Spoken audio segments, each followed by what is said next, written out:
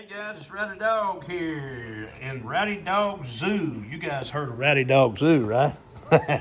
I've got 6 dogs, 4 cats, and all rescued, and a rescued parakeet. And I've got this cool stuff here. This is great antibacterial, antifungal wipes.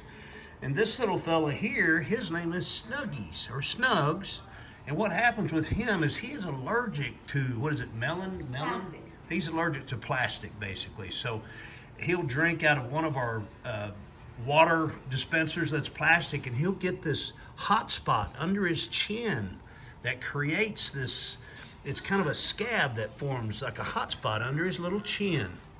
And boy, he don't like it, and he'll scratch at it and get it all irritated. You can see here, he doesn't have any now because I've been using these antibacterial, antifungal wipes on his chin. And I wanted to show you these.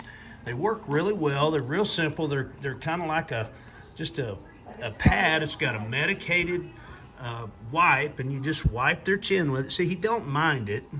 He's wanting to get down here. Smell it. See what you think. See, he's sniffing it, and he don't mind it.